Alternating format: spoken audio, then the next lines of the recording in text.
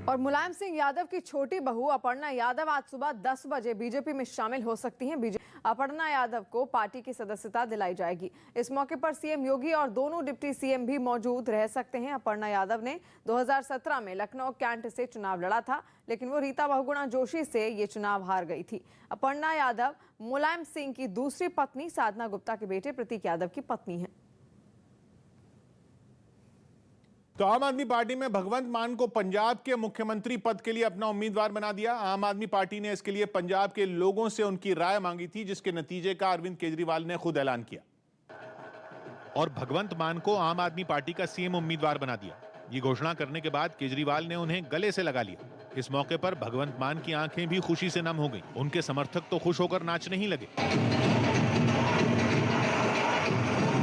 इससे पहले जब अरविंद केजरीवाल ने मंच से भगवंत मान के नाम का ऐलान किया और उनका हाथ उठाया तो खूब नारे भी लगे। अरविंद केजरीवाल ने दावा किया कि भगवंत मान का नाम जनता की पसंद से चुना गया। आम आदमी पार्टी पहले से भगवंत मान को सीएम पद का उम्मीदवार बनाना चाहती थी, लेकिन कुछ दिन पहले अरविंद केजरीवाल ने मीडिया को बताया था कि खुद भगवंत मान चाहते हैं कि यह फैसला जनता की मर्जी से हो। इसीलिए पंजाब की जनता से उनकी राय पूछने के लिए एक नंबर जारी किया गया और आम आदमी पार्टी ने दावा किया कि उसे 21 लाख से ज्यादा लोगों की कॉल आई, जिनमें ज्यादातर लोग भगवंत मान के समर्थन में रहे। इन नतीजों से भगवंत मान भी भावुक दिखे। आम घरों से उठ के आए हैं, इसलिए सोचा नहीं था कि यहां तक पहुंच जाएंगे। ये आम आदमी पार्टी है जो ऐसा कर सकती है। सीएम उम्मीदवार बनने के बाद उन्होंने ये भी साफ कर दिया कि वो विधानसभा चुनाव लड़ेंगे। 1-2 दिन में सीट भी अनाउंस कर देंगे, विधानसभा लड़ेंगे। पेशे से कॉमेडियन भगवंत मान जट सिख समुदाय से आते हैं। वो पंजाब के संगरूर जिले से सांसद हैं और लगातार 2 बार वहां से चुनाव जीत चुके हैं। माना जा रहा है कि आम आदमी पार्टी ने इस बार भगवंत मान पर दांव मालवा क्षेत्र को ध्यान में रखकर खेला है, क्योंकि वो जिस संगरूर सीट से सांसद हैं वो पंजाब के मालवा क्षेत्र में आती है और कहा जाता है कि पंजाब में मालवा जीतने वाला ही सरकार बनाता है। पंजाब की 117 विधानसभा सीटों में 69 सीटें अकेले मालवा क्षेत्र में आती हैं और 2017 के चुनाव में इन 69 सीटों में 40 कांग्रेस ने और 20 आम आदमी पार्टी ने जीती थी। लेकिन माजा और दोआब इलाके में कुछ खास कमाल नहीं दिखा पाई थी। खबर है कि इस बार आम आदमी पार्टी ने इसीलिए भगवंत मान को सीएम उम्मीदवार बनाया है, क्योंकि संगरूर मालवा क्षेत्र में आता है और 2014 और 2019 के लोकसभा चुनाव में उन्होंने कांग्रेस और अकाली उम्मीदवारों की मौजूदगी के बावजूद वहां जीत हासिल की। कोरोना वायरस के नए वेरिएंट ओमिक्रॉन को लेकर डब्ल्यूएचओ ने बड़ी बात कही है और डब्ल्यूएचओ का कहना है कि डेल्टा के खिलाफ ओमिक्रॉन लोगों की इम्यूनिटी बढ़ा सकता है। डब्ल्यूएचओ का ये बयान एक स्टडी के जवाब में आया जो ये भी बताता है कि वैक्सीनेशन ओमिक्रॉन रिस्पांस में मदद करता है। मतलब ये हुआ कि ओमिक्रॉन वेरिएंट डेल्टा वेरिएंट के खिलाफ इम्यूनिटी बढ़ा सकता है, लेकिन ये केवल तभी होगा जब आपको कोरोना की वैक्सीन लगाई गई हो। लेकिन ये फॉर्मूला तब लागू नहीं होता है जब आपने वैक्सीन की कोई भी खुराक ना ली हो। भड़काऊ भाषण देने वाले मौलाना तौकीर रजा के कांग्रेस को समर्थन देने पर सियासी बवाल मच गया। बीजेपी नेता अमित मालवीय ने उनका एक वीडियो शेयर किया जिसमें वो हिंदू समुदाय के खिलाफ भड़काऊ बयान देते नजर आए।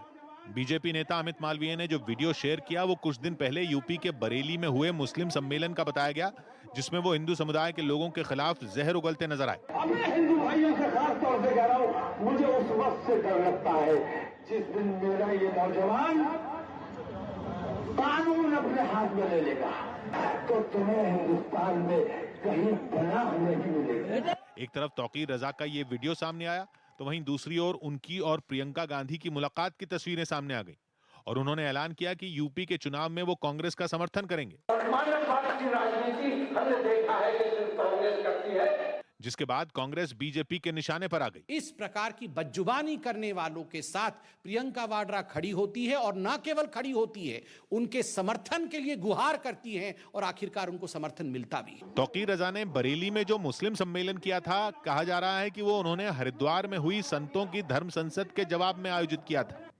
और देश में कोरोना की रफ्तार में कमी देखने को मिली है। पिछले 24 घंटे में दिल्ली में 11,000 से ज्यादा कोरोना के मामले सामने आए। दिल्ली में पॉजिटिविटी रेट में 5.52% की कमी आई है। वहीं मुंबई में 6,000 से ज्यादा कोरोना के नए मामले सामने आए। हरियाणा में 8,000 से ज्यादा और पंजाब में 6,000 से ज्यादा केस सामने आ चुके हैं।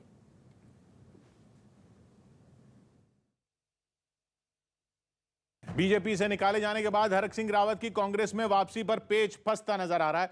खबर है कि हरीश रावत समेत कांग्रेस के कई नेता नहीं चाहते कि हरक सिंह रावत कांग्रेस में वापसी करें और इसी वजह से उनकी कांग्रेस में वापसी पर सस्पेंस बढ़ गया। एक दिन पहले जब बीजेपी से निकाले जाने पर हरक सिंह रावत की आंखों से आंसू छलके थे, उसी दिन हरीश रावत ने बयान दिया था कि 2016 में उत्तराखंड में उनकी सरकार गिराने के लिए जो भी जिम्मेदार था उन्हें माफी मांगनी चाहिए। जो भी भागीदार थे उनको अपनी उस गलती के लिए उत्तराखंड के से और लोकतंत्र से दोनों से माफी मांगनी चाहिए। हरीश रावत का इशारा हरक सिंह रावत की ओर था, जिसे वो समझ गए और हरीश रावत की तलखी के जवाब में नर्म रुख दिखाने लगे। हमने एक बड़ा जैसे एक निर्णय लिया तो इससे बड़ी माफी क्या हो सकती है। 2 दिन पहले हरक सिंह रावत को 6 साल के लिए बीजेपी से निष्कासित कर दिया गया था, जिसके बाद खबर आ रही थी कि वो कांग्रेस ज्वाइन करेंगे, लेकिन उस पर पेच फंसता दिख रहा है। सूत्र बता रहे हैं कि हरक सिंह रावत की कांग्रेस में वापसी में जो पेच फंसा उसकी सबसे बड़ी वजह हरीश रावत है। इनसाइड स्टोरी बता रहे हैं कि यह है कि हरीश रावत के हरक सिंह रावत से नाराजगी की खबरें हैं। सूत्र बता रहे हैं कि वो नहीं चाहते कि हरक सिंह रावत की कांग्रेस में वापसी हो और इसी वजह से उन्होंने माफी की शर्त रख दी। सूत्रों का कहना है कि हरक सिंह रावत दिल्ली पहुंचे ही कांग्रेस ज्वाइन करने के लिए थे, लेकिन ऐसा करने से पहले ही बाजी पलट गई, क्योंकि बीजेपी आला कमान को इस बात की खबर लग गई थी कि हरक सिंह रावत कांग्रेस में जाने वाले हैं, जिसके बाद उसने उन्हें चौंकाते हुए पार्टी से निकाल दिया। और जैसे ही ये हुआ, हरक सिंह रावत के लिए मुश्किल बढ़ गई, क्योंकि वो ना कांग्रेस के हुए ना बीजेपी के रहे। माना जा रहा है कि इसी वजह से बीजेपी से निकाले जाने के बाद वो डैमेज कंट्रोल करते भी दिखे और कहने लगे कि वो कांग्रेस ज्वाइन करने नहीं बल्कि अमित शाह से मिलने दिल्ली आए थे। लेकिन पार्टी ने सोशल मीडिया पर उड़ रही अफवाहों की वजह से उन्हें आनन फानन में निकाल दिया।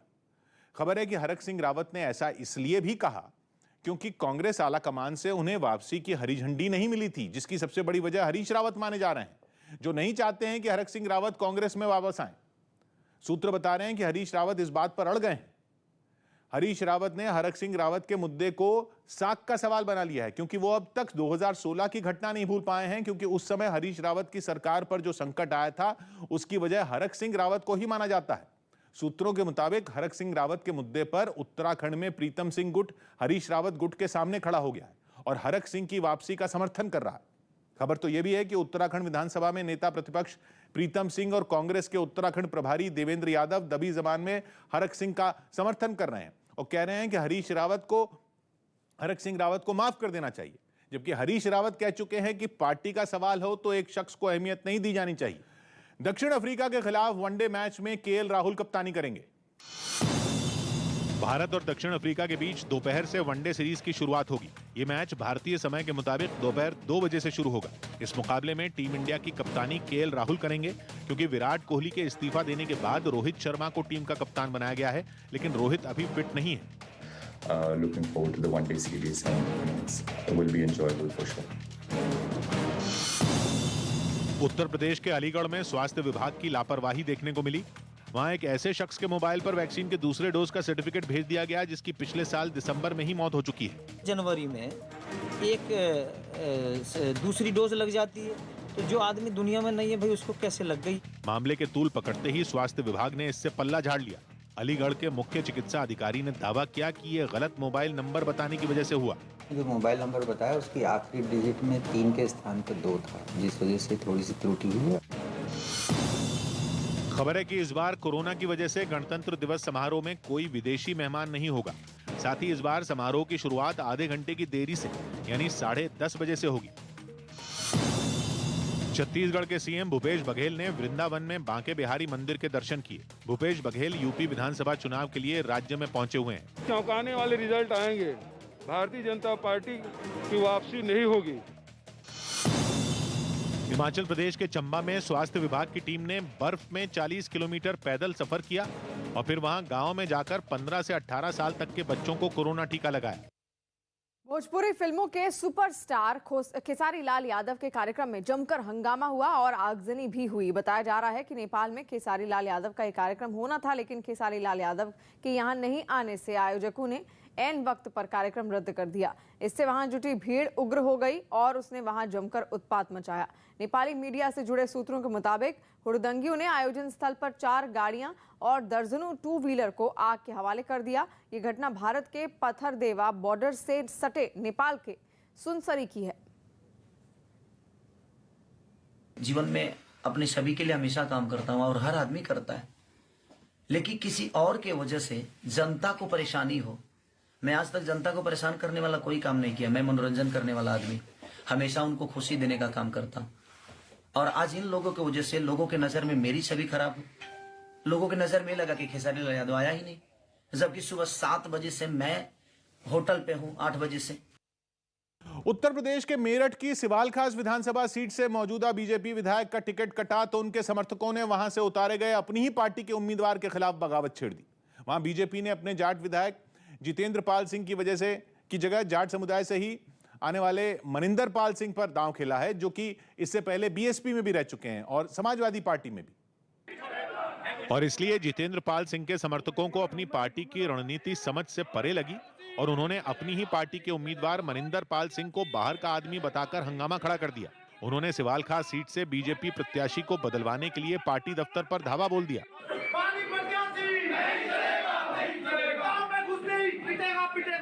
मौजूदा विधायक के समर्थक मनिंदर पाल सिंह को सिवाल खास सीट से टिकट देने पर इतने आग बबूला थे कि वो पार्टी दफ्तर में अपने नेताओं पर ही बरस पड़े। इतना ही नहीं, उन्होंने अपनी खुद की पार्टी को हराने की धमकी तक दे डाली। ये बाहर का ले पता, हमने आज उसका मुंह नहीं देखा। ये बीजेपी में अगर बाहर का आदमी टिकट किसी ने मिल गया, वोट नहीं मिला। सिवाल खास सीट से बीजेपी विधायक जितेंद्र पाल सिंह के समर्थकों की शिकायत इस बात से भी है कि जब उन्होंने इलाके में काम किया है तो फिर उनकी टिकट क्यों काटी गई। मुंबई की मेयर ने लता मंगेशकर की तबीयत में सुधार बताया। मुंबई की मेयर किशोरी पेडनेकर ने जानकारी दी कि लता मंगेशकर की तबीयत में पहले से सुधार आया है। कुछ दिन पहले कोरोना पॉजिटिव होने पर लता मंगेशकर को मुंबई के ब्रीच कैंडी अस्पताल में भर्ती करवाया गया था। ब्रिटेन के टेनिस खिलाड़ी एंडी मरे जीत के साथ ऑस्ट्रेलियन ओपन के दूसरे दौर में पहुंच गए। उनके अलावा रूस के डैनियल मेदवेदेव ने भी जीत के साथ टूर्नामेंट में शुरुआत की। देश में 10 जनवरी से अब तक 50 लाख से ज्यादा लोगों को कोरोना की प्रिकॉशन डोज लग चुकी है।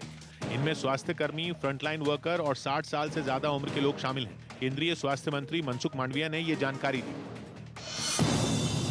उन्मुख चंद ऑस्ट्रेलिया की T20 लीग बिग बैश में खेलने वाले पहले भारतीय खिलाड़ी बन गए।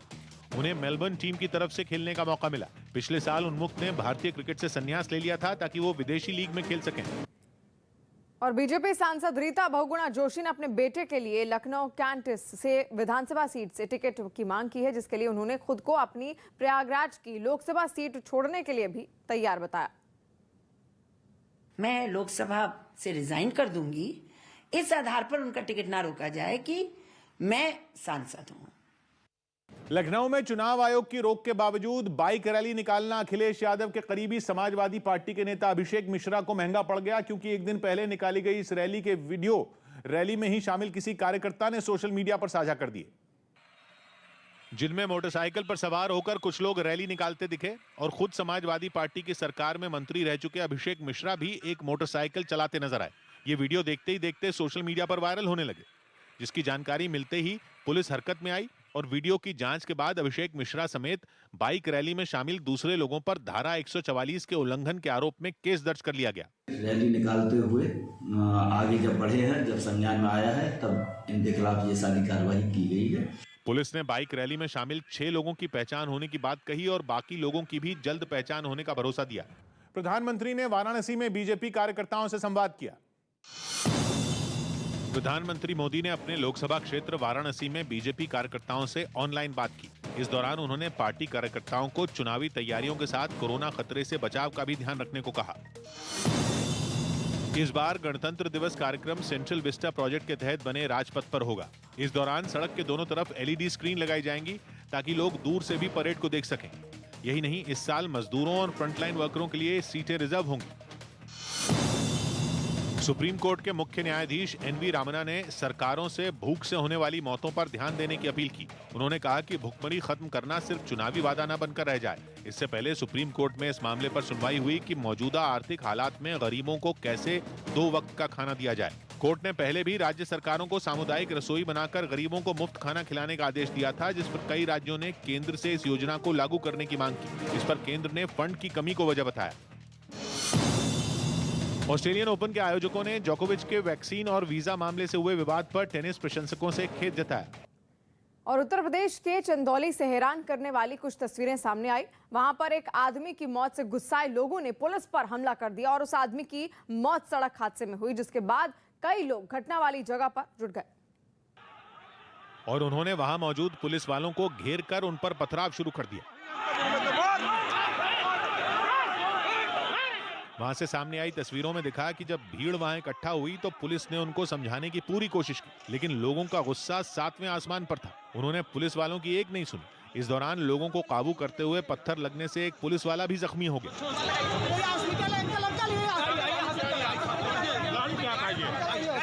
हंगामे को शांत करने के लिए पुलिस ने पथराव कर रहे एक आरोपी को गिरफ्तार किया और उसे अपने साथ ले गई। खबर है कि इस पत्थरबाजी में एक इंस्पेक्टर समेत कई पुलिस वाले भी घायल हो गए। ओवैसी की पार्टी एमआईएम ने यूपी चुनाव में एक ब्राह्मण नेता को चुनाव में उम्मीदवार बनाया। यूपी की साहिबाबाद विधानसभा सीट से पंडित मदन मोहन झा ने ओवैसी की पार्टी का झंडा लेकर अपना चुनाव प्रचार भी शुरू कर दिया और गाजियाबाद जिले की साहिबाबाद विधानसभा सीट पर प्रचार शुरू कर दिया। माथे पर तिलक और सिर पर ओवैसी की पार्टी की टोपी देखकर ही लोग हैरान होने लगे। एआईएम चीफ असदुद्दीन ओवैसी ने साहिबाबाद विधानसभा सीट से पंडित मनमोहन झा गामा को उम्मीदवार बनाया, जो कि यहाँ कैंपेनिंग कर रहे हैं। पंडित मदन मोहन झा पिछले 2 दशक से भी ज्यादा वक्त से साहिबाबाद से समाजवादी पार्टी का प्रचार कर रहे थे, लेकिन कभी उन्हें टिकट के गंभीर दावेदारों में भी शुमार नहीं किया गया। पहली बार वो विधानसभा चुनाव लड़ने वाले हैं। मदन मोहन झा ने टिकट देने के लिए ओवैसी का भी शुक्रिया अदा किया। आदरणीय ओवैसी साहब को दिल की गहराइयों से मैं, मेरा परिवार आजीवन उनका ऋणी रहेगा कि एक गरीब कार्यकर्ता को उन्होंने सम्मान देने का जो काम किया है। हालांकि उनका आरोप यह भी है कि टिकट की घोषणा होने के बाद से ही उन्हें फोन पर धमकियां मिल रही हैं, जिनके खिलाफ वो पुलिस को शिकायत देने वाले हैं। केंद्र सरकार ने सभी राज्यों से कोरोना टेस्ट बढ़ाने के लिए कहा। केंद्र सरकार ने राज्यों में कम होती कोरोना जांच की खबरों पर चिंता जताई। केंद्रीय स्वास्थ्य मंत्रालय ने सभी राज्यों को एक खत लिखा और तुरंत टेस्ट की संख्या बढ़ाने की मांग की। पंजाब चुनाव से पहले पूर्व सेनाध्यक्ष जे सिंह बीजेपी में शामिल हो गए। वो पिछला विधानसभा चुनाव अकाली दल के टिकट पर पटियाला से अमरिंदर सिंह के खिलाफ लड़े थे। पश्चिम बंगाल की सीएम ममता बनर्जी 8 फरवरी को लखनऊ में अखिलेश यादव के साथ एक वर्चुअल जनसभा में हिस्सा लेंगी। इसके बाद वो वाराणसी भी जाएंगी। दिल्ली के सुल्तानपुरी में एक पार्क में अचानक गोलियां चलने से इलाके के लोग दहशत में आ गए। वहां हुई इस गोलीबारी में एक की मौत हो गई, जबकि एक आदमी घायल हो गया। इस मामले में पुलिस ने 2 आरोपियों को पकड़ लिया। कांग्रेस महासचिव प्रियंका गांधी ने यूपी में पार्टी कार्यकर्ताओं के साथ ऑनलाइन बातचीत की। इसमें उन्होंने युवाओं और महिलाओं से देश की राजनीति में शामिल होने की अपील की। जहां आप खड़े हैं वो तो 70 साल का फाउंडेशन लगा तभी आप खड़े हैं। 7 सालों में आपने क्या किया? आईटीबीपी ने सिक्किम में सीमा के पास बर्फबारी के बीच अपने जवानों के वॉलीबॉल खेलने का एक वीडियो सोशल मीडिया पर शेयर किया, जिस पर केंद्रीय मंत्री अनुराग ठाकुर ने भी जवानों की तारीफ की। साथ ही इसे प्रेरणा वाली बात बताया।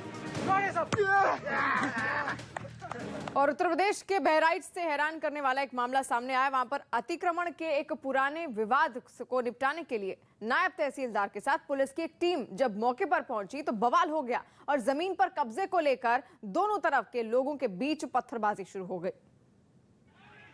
और फिर तो वहां मिनट भर के अंदर लोगों की जान पर बनाई। किसी ने सड़क से उठाकर पत्थर मारे तो कोई छत से ईंटों की बारिश करता दिखा। इस पत्थरबाजी में विवाद सुलझाने वाले अधिकारियों को भी चोट आई। साथ ही उनकी कार का शीशा भी चकनाचूर हो गया, जिसके बाद फौरन उन लोगों पर कार्रवाई की गई। कार्रवाई हो गई। बताया गया कि इस पत्थरबाजी में दोनों तरफ से कुल 6 लोगों को चोट आई, जिन्हें अस्पताल में भर्ती करा दिया गया। गुजरात के सूरत में उत्तर प्रदेश के चुनाव को देखते हुए साड़ी व्यापारियों ने एक मुहिम शुरू की। वहां साड़ियों पर बीजेपी का समर्थन करने के लिए प्रधानमंत्री मोदी और यूपी के मुख्यमंत्री योगी आदित्यनाथ की तस्वीरें छापी गईं। और दावा किया गया कि ये साड़ियां उत्तर प्रदेश के कई हिस्सों में पहुंचाई जाएंगी, जिससे चुनाव में बीजेपी को फायदा मिलेगा। जितने भी कैटलॉग अब बनेंगे उसके अंदर योगी जी, मोदी जी का फोटो और साथ में ये स्लोगन रहेगा। इस साड़ी पर उन लोगों ने बीजेपी के समर्थन में नारा भी लिखा। साथ ही अयोध्या में राम मंदिर बनवाने के लिए सरकार का शुक्रिया अदा किया। सूरत एक कर्म भूमि होने के कारण एक तोहफा एक धर्म भूमि को देना चाहता है। बताया गया कि यूपी विधानसभा चुनाव के मद्देनजर करीब 1000 ऐसी साड़ियां पूर्वी और पश्चिमी उत्तर प्रदेश में लोगों को मुफ्त बांटी जाएंगी। व्यापारियों ने बताया कि जरूरत पड़ने पर और साड़ियां बनाने की तैयारी भी पूरी कर ली गई है। जम्मू कश्मीर में सेना पर आतंकियों ने हमला किया।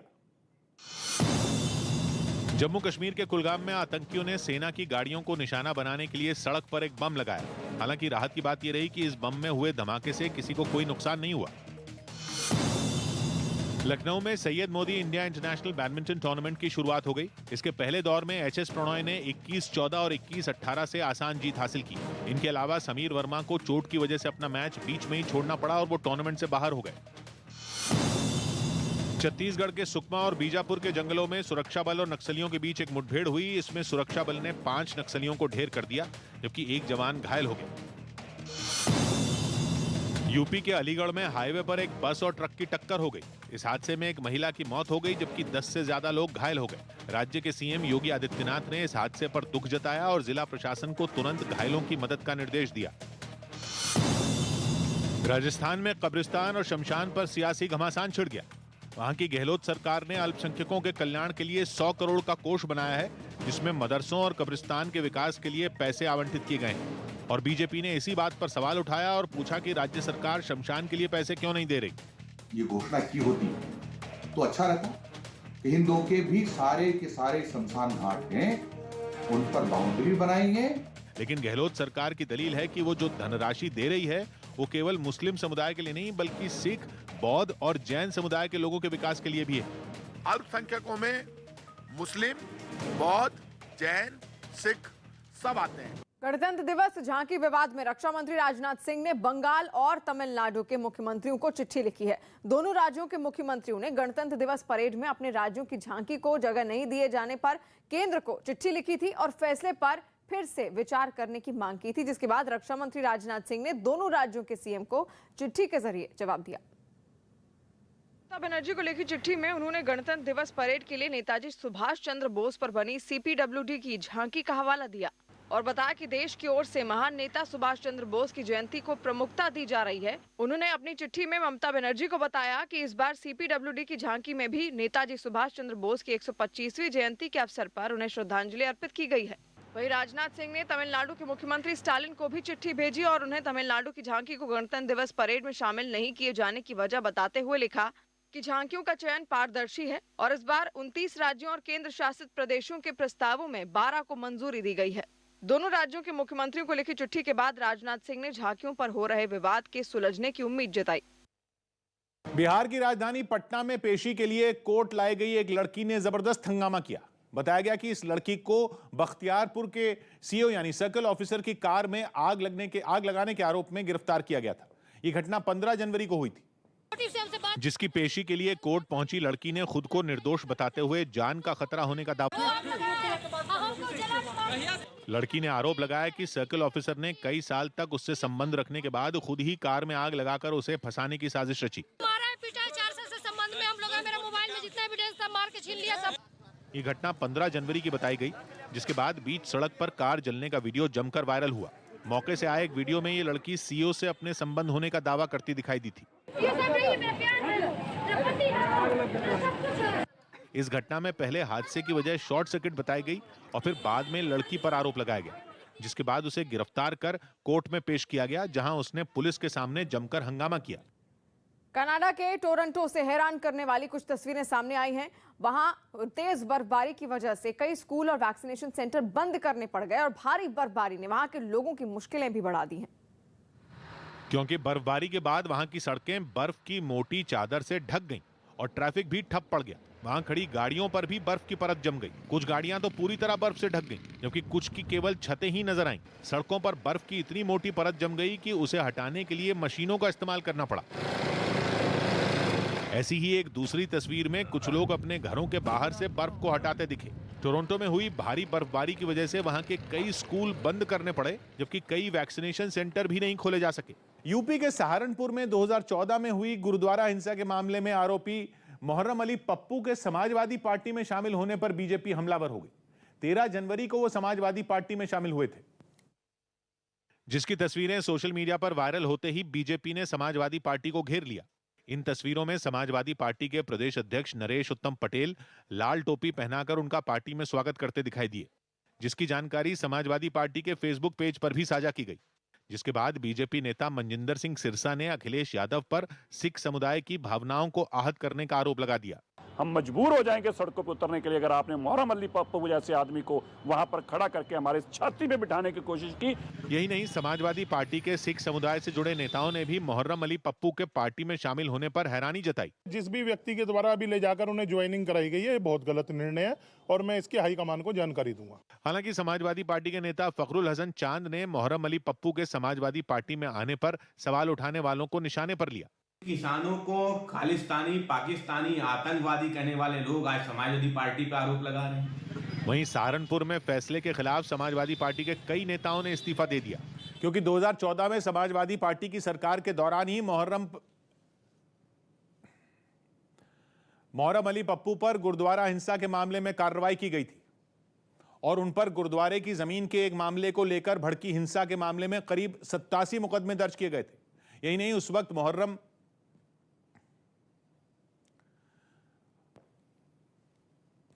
अली पप्पू को एनएसए के तहत कार्रवाई कर जेल में भी डाला गया था, क्योंकि 2014 में सहारनपुर में गुरुद्वारे की जमीन को लेकर भड़की इस हिंसा में सैकड़ों दुकानें जला दी गई थी, जिसके बाद हालात इतने बेकाबू हो गए थे कि शहर में कई दिनों का कर्फ्यू लगाना पड़ा था। हालांकि 2021 में इस मामले में दोनों समुदायों के बीच समझौता हो चुका है और मोहर्रम अली पप्पू फिलहाल जमानत पर जेल से बाहर हैं। फरवरी 2019 में हुए पुलवामा हमले के बाद पाकिस्तान ने यूपी और बिहार के नौजवानों को आतंकी बनाने की साजिश रची थी। इस बात का जिक्र पुलवामा हमले की जांच कर रही एनआईए ने अपनी चार्जशीट में किया। 3 दिन पहले एनआईए ने जम्मू की विशेष अदालत में ये चार्जशीट दाखिल की, जिसमें कहा गया कि पुलवामा हमले के बाद पाकिस्तान ने आतंकी संगठन जैश-ए-मोहम्मद को बचाने के लिए भी साजिश रची थी। उसके लिए पाकिस्तानी खुफिया एजेंसी आईएसआई ने एक नया आतंकी संगठन खड़ा किया, जिसे लश्कर-ए-मुस्तफा नाम दिया गया और उस संगठन को ये जिम्मेदारी दी गई थी कि वो भारत में यूपी और बिहार के गरीब नौजवानों को बरगला कर उन्हें जिहादी बनाए, ताकि दुनिया में ये गलत संदेश जाए कि जम्मू कश्मीर के अलावा भारत के बाकी राज्यों में भी आतंकी गतिविधियां हो रही हैं। साथ ही उस संगठन को पुलवामा हमले की जिम्मेदारी लेने के लिए भी बनाया गया था, ताकि पाकिस्तान किसी भी तरह के अंतर्राष्ट्रीय दबाव से बच सके। दुनिया का सबसे ज्यादा आबादी वाला देश चीन बूढ़ा हो रहा है, उसके पांव कब्र में लटके हैं। ये सामने आया है खुद चीन के ही the national bureau of statistics के जरिए जारी किए गए आंकड़ों से। पता चला है कि पिछले साल यानी 2021 में चीन की जनदर 1000 लोगों पर 7.52 रही। मतलब कि 1000 लोगों की आबादी पर चीन में पिछले साल महज 7.52 बच्चे पैदा हुए।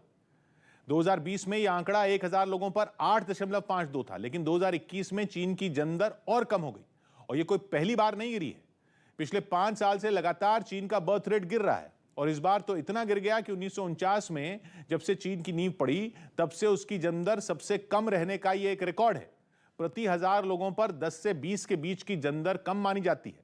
अगर चीन का बर्थ रेट 10 से भी नीचे जा चुका है, सिंगल डिजिट में, वहीं 2021 में चीन में 1,06,20,000 बच्चे पैदा हुए, जबकि इससे एक साल पहले 2020 में वहां 1,20,00,000 बच्चे पैदा हुए थे। मतलब कि एक साल में 13,80,000 बच्चे कम पैदा हुए। भले ही 2021 में चीन में 1,06,20,000 बच्चे पैदा हुए, लेकिन इसी दौरान वहां 1,40,000 लोगों की मौत भी हो गई। मतलब चीन की आबादी बढ़ने की दर 1000 लोगों पर सिर्फ 0.34 पर है। चीन की तेजी से गिरती इस जनदर ने उसकी सरकार की रातों की नींद हराम कर दी है। चीन का घटता बर्थ रेट उसके बर्बादी के दिन आने की तरफ इशारा कर रहा है। ऐसा इसलिए क्योंकि चीन की ज्यादा आबादी ही उसका सबसे बड़ा हथियार थी। चीन की अर्थव्यवस्था ने पिछले 3 से 4 दशकों में तेजी से तरक्की की, जो कि हो पाया उसकी ज्यादा आबादी की बदौलत। चीन में जनसंख्या ज्यादा थी, काम करने के लिए लोग ज्यादा थे, इसलिए वहां मजदूरी सस्ती थी। इसी बात का चीन की सरकार ने खूब फायदा उठाया। चीन दुनिया की बड़ी बड़ी कंपनियों के लिए निवेश का अड्डा बन गया और उन्होंने अपना सामान बनाने के लिए चीन में फैक्ट्रियां लगा दी। अपनी जनसंख्या के बूते दुनिया का मैन्युफैक्चरिंग हब बनकर चीन आर्थिक विकास के रथ पर सवार हो गया, लेकिन अब वो सिंहासन डोल रहा है। अब चीन की आबादी तेजी से बूढ़ी हो रही है। वहां काम करने के लिए पहले के मुकाबले कम लोग हैं और लेबर भी अब महंगी हो रही है। इसी वजह से चीन का दुनिया का मैन्युफैक्चरिंग हब होने का रुतबा खतरे में पड़ गया है। बल्कि दुनिया की कई कंपनियां तो अब चीन से निकलकर वियतनाम, थाईलैंड और बांग्लादेश जैसे देशों में फैक्ट्रियां लगा रही हैं। मतलब चीन की घटती जनदर ही अब उसके आर्थिक विकास में रोड़ा बन सकती है। अब युवा ही कम होंगे तो टैक्स रेवेन्यू भी कम होगा। मतलब चीन की सरकार अपनी बूढ़ी आबादी के बोझ तले दब जाएगी। इस वजह से चीन की पूरी अर्थव्यवस्था धराशायी हो सकती है। लेकिन सवाल यह है कि जिस देश में दुनिया की सबसे ज्यादा आबादी रहती थी, वहां लोग बच्चे पैदा करने से कतरा क्यों रहे? तो चीन की सरकार ने दशकों पहले जो बोया था वो अब उसे काट रही है। चीन की बूढ़ी होती जनसंख्या के पीछे खुद चीन की ही सरकार की दशकों पुरानी वो कुख्यात नीति जिम्मेदार है जिसने चीन में लोगों को खून के आंसू रुला दिए थे। बात है 1970 के दशक की। चीन की आबादी बहुत ज्यादा थी, इतने लोगों को पालने के लिए संसाधन नहीं थे, भयानक गरीबी थी, चीन की सरकार से अपनी आबादी संभल नहीं रही थी। इसलिए उसने 1979 में जनसंख्या पर काबू पाने के लिए एक तुगलकी फरमान सुना दिया कि हर शादीशुदा जोड़ा सिर्फ एक ही बच्चा पैदा कर सकता है, सिर्फ एक बच्चा। ये थी चीन की वन चाइल्ड पॉलिसी। अगर किसी दंपति के एक से ज्यादा बच्चे होते थे तो उन पर जबरदस्त फाइन लगते थे। वहां महिलाओं का जबरन अबॉर्शन तक करा दिया जाता था। 1979 से 2015 तक 36 साल तक चीन के लोगों को अपनी मर्जी के मुताबिक बच्चे पैदा करने की आजादी नहीं थी। 3 दशक बाद चीन को अपनी वन चाइल्ड पॉलिसी के साइड इफेक्ट दिखने शुरू हो गए। वहां युवाओं की संख्या कम होने लगी। मतलब चीन की सरकार ने एक बच्चे की नीति बनाकर अपने ही पांव पर कुल्हाड़ी मार ली। मजबूरी में 2016 में उसे अपनी वन चाइल्ड पॉलिसी से तौबा करनी पड़ी। वहां लोगों को 2 बच्चे पैदा करने की छूट दे दी गई। उस साल हालात थोड़े बेहतर तो हुए, लेकिन फिर चीन की जन दर गिरने लगी। और हाल यह है कि पिछले साल चीन की सरकार ने फिर अपनी फैमिली प्लानिंग की नीति में बदलाव किया और दंपतियों को 3 बच्चे पैदा करने की आजादी दे दी। अब बात यह है कि जब 2 बच्चों की छूट देने के बाद भी चीन में जन दर नहीं सुधरी तो 3 बच्चे पैदा करने की आजादी का क्या फायदा मिलेगा? असल में दिक्कत यह है कि चीन के शहरों में गुजारा करना बेहद मुश्किल हो गया है। वहां महंगाई इतनी है कि लोग बच्चे पैदा करने से ही कतरा रहे हैं। खासतौर पर मिडिल क्लास दंपति तो ज्यादा बच्चों के बारे में सोचते तक नहीं। बच्चों की पढ़ाई महंगी है, उन्हें पालने में बहुत खर्च है, प्रॉपर्टी के रेट ज्यादा हैं कि लोगों के लिए घर खरीदना भी बजट से बाहर हो जाता है। शहरों में घर का भी खर्च, और फिर अब लोगों पर करियर का दबाव भी ज्यादा है। लोग अपनी बचत बच्चों पर खर्च करना ही नहीं चाह रहे। पिछले साल जब चीन ने एक जोड़े के बच्चों की संख्या 2 से बढ़ाकर 3 की थी, तभी वहां पर सरकार के फैसले पर सवाल उठ रहे थे। लोग कह रहे थे कि नीति बनाने से ज्यादा चीन की सरकार को लोगों की आर्थिक मदद पर ध्यान देना चाहिए, क्योंकि जब लोगों के पास बच्चे पालने के लिए पैसे ही नहीं होंगे तो वो उन्हें पैदा क्यों करेंगे। और नेपाल के सुनसरी जिले में चल रहे एक महोत्सव में भोजपुरी कलाकार खेसारी लाल यादव के नहीं पहुंचने पर लोगों ने जमकर हंगामा किया। खबर है कि नेपाल पुलिस ने कोरोना नियमों का हवाला देकर खेसारी लाल यादव को वहां से जाने से रोक दिया, जिस पर महोत्सव में आए लोगों का पारा 7वें आसमान पर पहुंच गया और उन्होंने वहां पर जमकर हिंसा की। बेकाबू भीड़ ने वहां खड़ी कई गाड़ियों को निशाना बनाया। कोई कारों की छतों पर चढ़कर हंगामा करता दिखा तो कोई इन गाड़ियों के दरवाजों को तोड़ता हुआ नजर आया। इससे भी जब इन लोगों का दिल नहीं भरा तो उन्होंने गाड़ियों को आग के हवाले कर दिया। उपद्रव पर उतारू भीड़ का गुस्सा यही नहीं थमा और उसने वहां लगी कई दुकानों को भी आग के हवाले कर दिया, जबकि वहां बैठने के लिए लगाई गई कुर्सियों को भी भीड़ ने चकनाचूर कर दिया था।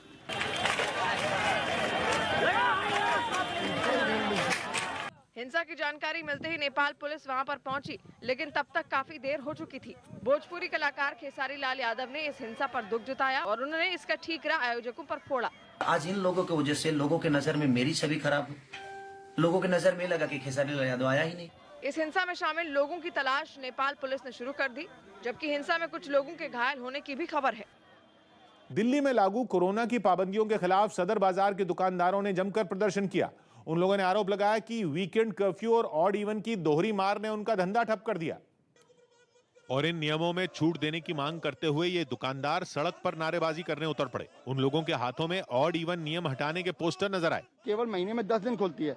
अब 10 दिन अगर दुकान व्यापारी खोलेगा तो अपने एम्प्लॉइज को तनख्वाह कहां से देगा। दुकानदारों ने चेतावनी दी कि अगर उनकी मांग को नहीं माना गया तो वो सरकार के खिलाफ धरने पर बैठ जाएंगे। जो थालियां बजाएंगे और सरकार को जगाएंगे, उसके बाद भी नहीं होगा तो हम यहाँ पर पटरियां भी लगाएंगे। इस दौरान उन लोगों ने आरोप लगाया कि बाजार की आधी दुकानें खुलने से लोगों की भीड़ और बढ़ गई है, जो ज्यादा खतरनाक है। बिहार सरकार शराबबंदी कानून में जल्द संशोधन कर सकती है। सूत्रों के मुताबिक शराबबंदी के मुद्दे पर घिरी नीतीश कुमार की सरकार कानून में संशोधन का प्रस्ताव तैयार कर चुकी है और उस प्रस्ताव को गृह विभाग और कानून विभाग को भेजा जा चुका है। सूत्रों के मुताबिक नए प्रस्ताव में इस बात का जिक्र है कि शराब पीते हुए पकड़े जाने पर पुलिस के अधिकारी ऑन द स्पॉट फैसला करके आरोपी को छोड़ सकते हैं। अभी वहां यह कानून है कि शराब पीते हुए पकड़े जाने पर पुलिस थाने से ही जमानत मिलती है और आरोपी को 50,000 रुपए का जुर्माना भरना पड़ता है। नए प्रस्ताव में इस बात का जिक्र भी है कि शराब के साथ पकड़ी गई गाड़ी को भी जुर्माना लेकर छोड़ा जा सकता है, जबकि शराबबंदी के कानून के तहत शराब के साथ पकड़ी गई गाड़ी को पुलिस जब्त कर लेती है। खबर है कि आगामी बजट सत्र में इस प्रस्ताव को विधानसभा में पेश किया जा सकता है। असल में बिहार में जेडीयू की सहयोगी बीजेपी भी कई बार शराबबंदी कानून की समीक्षा की बात कह चुकी है और 2 दिन पहले नालंदा में जहरीली शराब से 13 लोगों की मौत के बाद कानून में संशोधन के मुद्दे ने ज्यादा तूल पकड़ लिया था। इस बीच जेडीयू नेता और पूर्व विधायक श्याम बहादुर सिंह ने शराब के मुद्दे पर विवादास्पद बयान दे दिया। सिवान में एक कार्यक्रम के दौरान उन्होंने शराब पीने वालों के समर्थन में सम्मेलन के आयोजन का ऐलान कर दिया।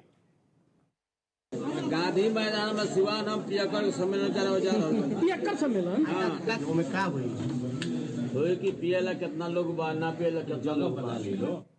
वहीं बिहार सरकार में जेडीयू की सहयोगी बीजेपी ने श्याम बहादुर सिंह के बयान पर निशाना साधा। बीजेपी नेता निखिल आनंद ने श्याम बहादुर के पियक्कड़ सम्मेलन वाले बयान पर तीखा तंज कसा। हो सकता है उनकी कोई व्यक्तिगत पीड़ा हो या फिर उम्र का तकाजा हो कि थोड़ी सी बहकी हुई बातें कर रहे हैं। और बिहार के बेगूसराय से हैरान करने वाली तस्वीर सामने आई। वहां पर मुर्गों से लदी एक गाड़ी नेशनल हाईवे 28 पर हादसे का शिकार हो गई, जिसके बाद वहां लोगों के बीच मुर्गे लूटने की होड़ मच गई और जिसके हाथ जितने मुर्गे लगे वो उतने मुर्गे लेकर वहां से चलता बना। बताया गया कि मुर्गों से लदी ये गाड़ी अचानक बेकाबू हो गई और वो सड़क किनारे पानी से भरे गड्ढे में जा गिरी, जिसकी जानकारी मिलते ही आसपास के लोग वहां पहुंचे और मुर्गे लूटने में जुट गए। इस काम में महिलाएं, बुजुर्ग और बच्चे कोई भी पीछे नहीं रहा। जिसको भी मौका मिला वो पलटी हुई गाड़ी पर चढ़ गया और पिंजरों में बंद मुर्गों को निकालने लगा। किसी के हाथ एक मुर्गा लगा तो किसी के हाथ 2 और कोई तो दोनों हाथों में मुर्गों को लेकर वहां से भाग निकला। देखते ही देखते मुर्गों से लदी गाड़ी कुछ ही मिनटों में पूरी खाली हो गई और कुछ लोगों को खाली हाथ ही वहां से लौटना पड़ा। चुनावी राज्यों में कोरोना के खतरे से बचने के लिए हाईटेक तैयारी की है। जिन 5 राज्यों में चुनाव होने वाले हैं वहां अल्ट्रावायलेट डिसइंफेक्शन सिस्टम के इस्तेमाल की तैयारी की जा रही है, क्योंकि इस सिस्टम की वजह से एक ऑडिटोरियम में बैठे लोगों को कोरोना के खतरे से बचाया जा सकता है। अल्ट्रावायलेट डिसइंफेक्शन सिस्टम एक ऐसा सिस्टम है जिसे ऑडिटोरियम में लगे एसी में इस्तेमाल किया जाएगा और उसके साथ एक अल्ट्रावायलेट स्कैनर लगा दिया जाएगा, जिसकी वजह से एसी से गुजरने वाली हवा स्कैन होकर निकलेगी और अगर उसमें कोरोना वायरस होगा तो वो नष्ट हो जाएगा। फैन से हवा अंदर आ रही है जी, वहाँ पे एक जगह जहाँ से फैन में हवा अंदर आ रही है वहाँ पे हम लोगों ने यूवी लाइट का किया हुआ है। यानी कि इस सिस्टम के लगने के बाद अगर संक्रमित शख्स ऑडिटोरियम में पहुंच भी जाता है तो दूसरों को इन्फेक्शन नहीं होगा। अगर कोई इन्फेक्टेड पर्सन आता है तो ये वायरस को ये सिस्टम किल करने के लिए, उसको मारने के लिए काफी है। इस तकनीक का इस्तेमाल संसद में भी किया जा रहा है और अब चुनाव वाले राज्यों में इस्तेमाल करने की तैयारी है, जिसकी मदद से करीब 300 लोग इंडोर मीटिंग कर सकते हैं। और गुजरात के सूरत में यात्रियों को ले जा रही एक एसी बस में अचानक आग लगने से एक महिला की मौत हो गई, जबकि एक यात्री गंभीर रूप से झुलस गया। बताया गया कि बस में ये आग एसी का कंप्रेसर फटने से लगी, जिसने देखते ही देखते पूरी बस को अपनी जद में ले लिया। बीच सड़क लपटों में घिरी इस बस को देखकर वहां से गुजर रहा हर शख्स खौफ से भर गया। जिनमें कुछ तो आग बुझाने की कोशिश करते दिखे, लेकिन उन्हें सफलता नहीं मिली। बताया गया कि ये बस यात्रियों को लेकर सूरत से सौराष्ट्र जा रही थी। तभी रास्ते में एसी का कंप्रेसर फटने से उसमें आग लग गई, जिसने पहले बस के अगले हिस्से को अपनी गिरफ्त में ले लिया और फिर कुछ ही मिनटों में पूरी बस आग के गोले में तब्दील हो गई। बस से उठने वाला काला धुआं भी पूरे इलाके में फैल गया।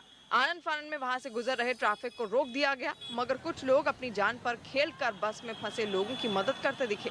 ये घटना एक फ्लाईओवर के नीचे हुई, जिसे देखने के लिए सड़क के नीचे और फ्लाईओवर के ऊपर लोगों की भारी भीड़ नजर आई।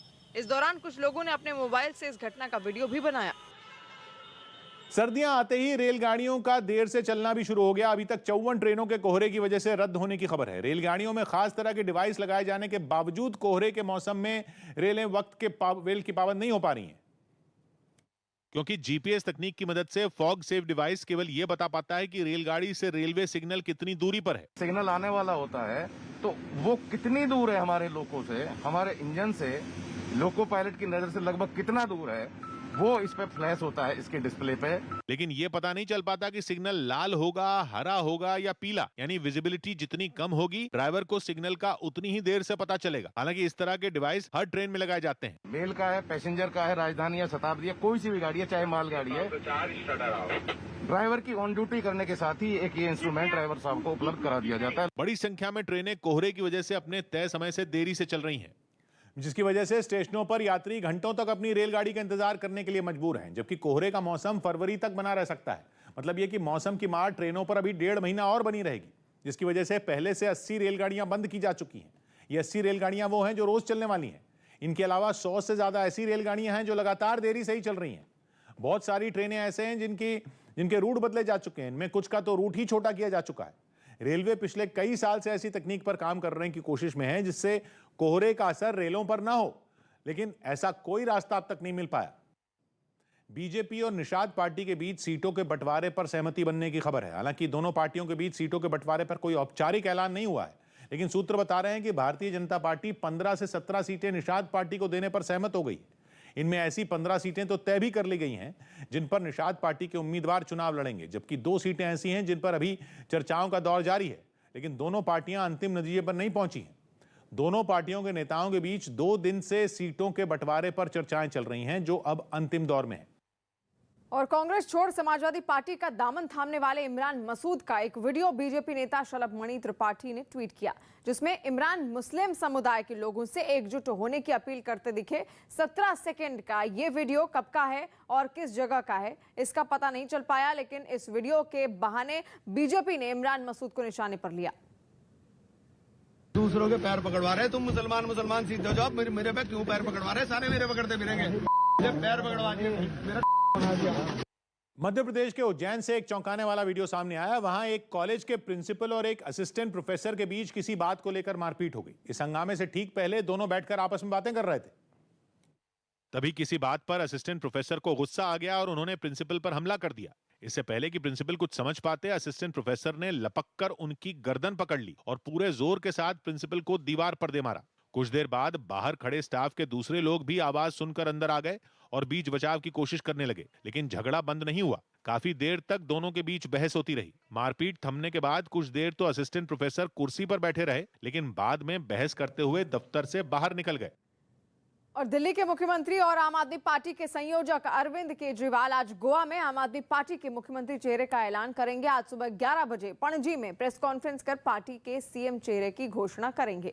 सूत्रों से मिली जानकारी के मुताबिक आम आदमी पार्टी का गोवा में सीएम पद के उम्मीदवार अमित पालेकर हो सकते हैं। पेशे से वकील अमित पालेकर पार्टी के सीएम उम्मीदवार की रेस में सबसे आगे हैं। महाराष्ट्र कांग्रेस के अध्यक्ष नाना पटोले के खिलाफ बीजेपी के नेता और कार्यकर्ता महाराष्ट्र के कई शहरों में सड़कों पर उतरे। नाना पटोले पर आरोप लगाया गया कि उन्होंने प्रधानमंत्री नरेंद्र मोदी के लिए अभद्र भाषा का इस्तेमाल किया। नाना पटोले के बयान का वीडियो सामने आते ही बीजेपी ने उनके खिलाफ मोर्चा खोल दिया। और मुंबई में बीजेपी के नेताओं और कार्यकर्ताओं ने नाना पटोले की तस्वीर पर गद्दार लिख दिया। तख्तियों पर उनके खिलाफ नारे लिख दिए गए। बीजेपी दफ्तर के सामने जुटे कार्यकर्ता नाना पटोले और महाराष्ट्र सरकार के खिलाफ नारेबाजी करते रहे। बीजेपी की मांग है कि नाना पटोले के खिलाफ केस दर्ज किया जाए। नाना पटोले नरेंद्र मोदी जी प्रधानमंत्री को मारने की बात कर रहे हैं, तो क्यों भाग गए उद्धव ठाकरे जी? क्या करोगे अभी आप? What action? नागपुर में बीजेपी के कार्यकर्ता नाना पटोले पर कार्रवाई की मांग करते हुए जिला अधिकारी के दफ्तर पहुंच गए। काफी देर तक नाना पटोले के खिलाफ नारेबाजी चलती रही। सोनिया गांधी, राहुल गांधी जी ने आज के आज नाना पटोले को अध्यक्ष पद से निकाल देना चाहिए। नाला सोपारा में तो बीजेपी के कार्यकर्ताओं ने शहर के एक अहम चौराहे पर धरना दिया। काफी देर तक नारेबाजी करने के बाद नाना पटोले के पुतले को आग के हवाले कर दिया गया। लेकिन नाना पटोले लगातार इस बात से इनकार करते रहे कि उन्होंने प्रधानमंत्री नरेंद्र मोदी के खिलाफ कोई बयान दिया है। नाना पटोले का दावा है कि वो महाराष्ट्र के भंडारा जिले के एक बदमाश के बारे में बात कर रहे थे जिसका नाम मोदी है। और यही बात उन्होंने उस वक्त भी कही जब बीजेपी ने उनके बयान पर हंगामा खड़ा कर दिया। बदमाश को पकड़ा भी गया है, भंडारा पुलिस उसमें इंक्वायरी भी शुरू है। ये विवाद तब शुरू हुआ जब भंडारा जिले में नाना पटोले कांग्रेस कार्यकर्ताओं से बात कर रहे थे। उसी वक्त किसी ने मोबाइल से उनकी बातचीत का वीडियो रिकॉर्ड किया। वीडियो में उनके मुंह से मोदी शब्द कई बार निकला। म्हणून मी मोदीला मारू शकतो, त्याला शिवा देऊ शकतो, मोदी म्हणून माझ्या विरोधात प्रचाराला और उनकी इसी बात पर बवाल शुरू हो गया। हालांकि वो दिन भर सफाई देते रहे कि चर्चा मोदी नाम के एक बदमाश के बारे में हो रही थी, प्रधानमंत्री के बारे में नहीं। जो मोदी नाम का जो है, टोपन नाम जो उसका मोदी है, उसके बारे में इंक्वायरी शुरू है, उसके बयान भी लेना शुरू है। लेकिन उनकी सफाई बीजेपी के गले नहीं उतर रही। उन्हें हाथ जोड़ करके देश की माफी मांगनी होगी और उनकी जगह लोगों के बीच नहीं, जेल के सलाखों के पीछे है। नितिन गडकरी समेत महाराष्ट्र से आने वाले बीजेपी के तमाम बड़े नेताओं ने नाना पटोले के खिलाफ मोर्चा खोल दिया। और साल 2014 में सहारनपुर दंगे के आरोपी मोहर्रम अली पप्पू का समाजवादी पार्टी में शामिल होने पर विवाद खड़ा हो गया। बीजेपी अब अखिलेश यादव पर हमलावर हो गई है और कहा कि दंगे के आरोपी को पार्टी में शामिल करने से सिखों की भावनाओं के साथ खिलवाड़ हुआ है। भीम आर्मी के अध्यक्ष चंद्रशेखर आजाद का गठबंधन जब किसी पार्टी से नहीं हुआ तो उन्होंने अकेले ही चुनाव मैदान में उतरने का फैसला ले लिया। साथ ही अपनी पार्टी के 33 उम्मीदवारों का ऐलान भी कर दिया, जबकि ये घोषणा भी कर दी कि वो यूपी की सभी सीटों पर उम्मीदवार उतारेंगे। लेकिन समाजवादी पार्टी से सीटों के बंटवारे पर बात न बनने का दर्द भी छलक गया। पिछले 2 महीने में हमारे साथ छल हुआ। हम राजनीति को समझ नहीं पाए क्योंकि हम नए लोग हैं, ईमानदार लोग हैं। हमारे लिए राजनीति इसी तरह की चीजें थी जिस तरह हम सामाजिक आंदोलन चलाते थे। माना जा रहा है कि ये बात उन्होंने बिना नाम लिए अखिलेश यादव के बारे में ही कही, जिनके साथ वो पिछले कुछ महीनों से संपर्क में थे। लेकिन आखिरी पलों में उनकी बात बनते बनते अटक गई। चंद्रशेखर ने समाजवादी पार्टी को भी घेरने का मौका नहीं चूका। जो गठबंधन जो सामाजिक न्याय की बात कर रहा है वो कितना खोखला है, बिना दलितों की बात आप अच्छी तरह जानते हैं। चंद्रशेखर ने यह ऐलान भी किया कि उनकी लड़ाई बीजेपी और आरएसएस के खिलाफ है, इसलिए वो स्वामी प्रसाद मौर्य, ओम प्रकाश राजभर और शिवपाल यादव समेत कई विपक्षी नेताओं के खिलाफ उम्मीदवार नहीं उतारेंगे। ये भी साफ हो गया कि चंद्रशेखर आजाद की आजाद समाज पार्टी चुनाव में अकेली ही उतरेगी। आपको अपनी जगह स्वयं बनानी पड़ेगी और आपको ये तय करना पड़ेगा कि आप कहां खड़े हैं। तो अब आजाद समाज पार्टी भीम आर्मी अपने भरोसे मैदान में जाए। चंद्रशेखर ने यह भी संकेत दिए कि वो गोरखपुर से चुनाव मैदान में उतर सकते हैं।